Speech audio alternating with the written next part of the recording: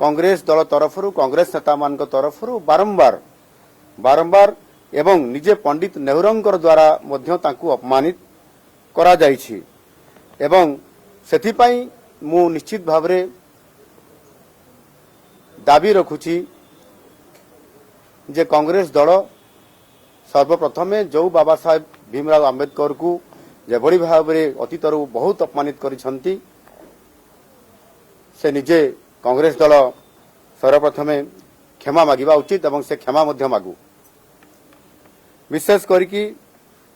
जेतेबेले आपनकर भारत स्वाधीनता लाभ करला परे पंडित नेहरू जवाहरलाल नेहरू जेतेबेले भारत वर्षर प्रथम प्रधानमंत्री हेले सेतेबेले जो राष्ट्रीय सरकार हला से समय विभिन्न राजनीतिक दलरू एवं जो माने ये देशर नेतृत्व नौथिले जो माने ज्ञानी सरकार चलैबार जो मानकर दक्षता एवं जो मानकर ज्ञान थला ताकू नेकी सरकार परिवार ए कथा को नीति निष्पत्ति हेइथिला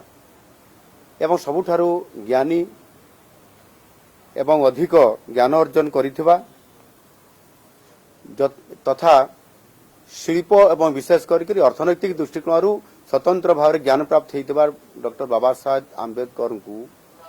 से विभाग रे मंत्री न करी तांकु आईन विभाग दायित्व मध्य कांग्रेस सरकार समय पंडित जवाहरलाल नेहरू ही देइथिले संरक्षण व्यवस्था कथा जितेबाला आसिला सेतेबेले मध्य मुसलमान को संरक्षण देवा कथा को बेसी प्राधान्य दिया जाइथिला किंतु आदिवासी एवं हरिजन क्षेत्र में सेथिरे स्वतंत्रता दिया जाई नथिला एनु वास्तविक एथिरे जो पातर अंतर कांग्रेस करुथिला एवं ताकू जेतेबेले ये कथा को दृष्टि आकर्षण करले भीमराव आंबेडकर जी तांकू से बहुत अपमानित करथिले पंडित नेहरू जेतेबेले डॉक्टर बीसी राय को एक चिठी रे से उल्लेख करथिले सेथिरे जो प्रतिवाद करथिले डॉक्टर भीमराव आंबेडकर विभिन्न कथा को लेकर जेतेबेले पातर अंतर करा जाइथिला एवं से कथा को गुरुत्व देले नाही पंडित जवाहरलाल नेहरू सेतेबेले से तांको पदवी इस्तीफा देइथिले एवं इस्तीफा देला परे पंडित नेहरू डॉक्टर बीसी राय को एक चिठी लिखिथिले और से चिठी रे स्पष्ट भाव रे थिला जे भीमराव आंबेडकर जो इस्तीफा दउछंती सेथिरे कांग्रेस दल उपरे कौनसी प्रकार प्रभाव पड़िबो नाही एवं आज कांग्रेस पार्टी किभली भाव रे डॉक्टर भीमराव आंबेडकर सपक्ष रे कथा कहउछंती ताकू से अपमान करछंती एवं से जेतेबेले तांको कथा को रखिले नाही ये जो बारंबार घटना घटिला यानी संपूर्ण भाव में कांग्रेस दल भीमराव आंबेडकर बाबा साहेब को विरोध रे ही थिला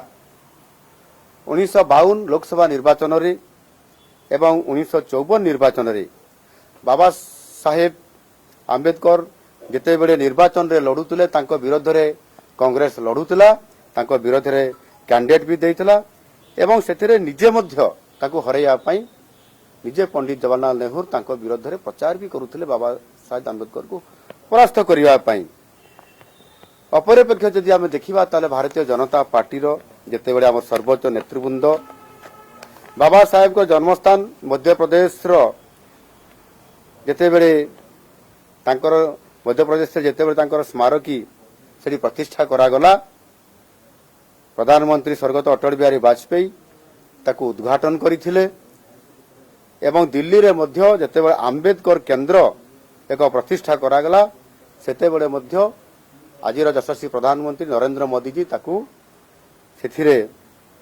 आम सरकार आसिला परे मध्य ताकू निर्माण करथिले एवं ताहार उद्घाटन मध्य करथिले एनु किए काहाकू सम्मान देबा कथा योग्य पूजार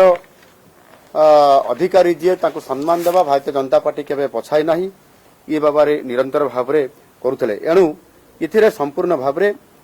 पंडित नेहरू एवं कांग्रेस दल समस्ते बाबा साहेब आंबेडकर को असदाचरण एवं अपमानित करथिले एनु ये नहीं कांग्रेस संपूर्ण भावरे निस्वार्थ भावरे देशवासी आगे क्षमा प्रार्थना करने उचित। मु आ गोटे कथा कहवाई चाहूँगी जे अनेक समय विभिन्न साधारण लोकों को भी कांग्रेस सरकार सेमानंकु भारत रत्न पद्म विभूषण एवं पद्मश्री भली उपाधि तांकु प्रदान करुथिले, किंतु निर्वाचन रे बाबा साहेब आंबेडकर को परास्त करिथिबा नारायण सारोबा काजरोलकर को 1970 मसीह पद्म विभूषण दे ताकु सम्मानित करथिले। अर्थात बाबा साहेब आंबेडकर को जी हरई थिले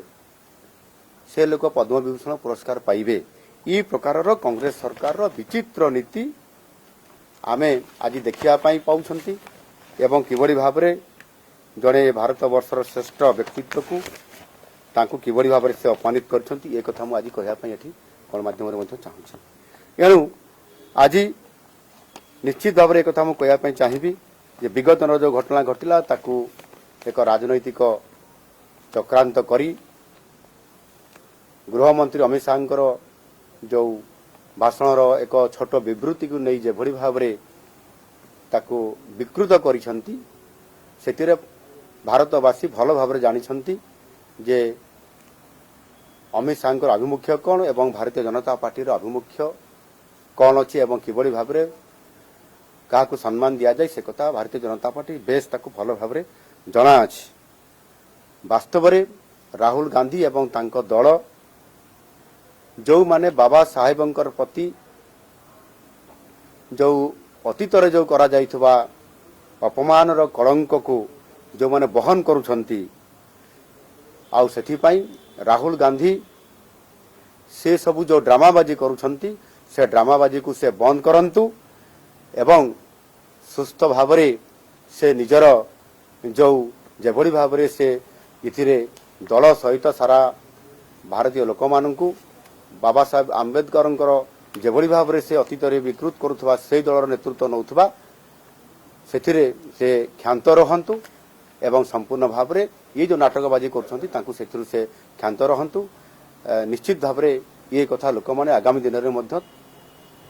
तांकु जानिछंती से किबड़ी भाव में व्यवहार करती आ लोक माने मध्य तार उचित जवाब देबे। देश विदेश रो कोण अनुकोण टेक्निक खबर देखंतु आम सह यूट्यूब फेसबुक और इंस्टाग्राम रे आमको देखंतु लाइक शेयर और सब्सक्राइब करने को आद्यम भूलंतुनि।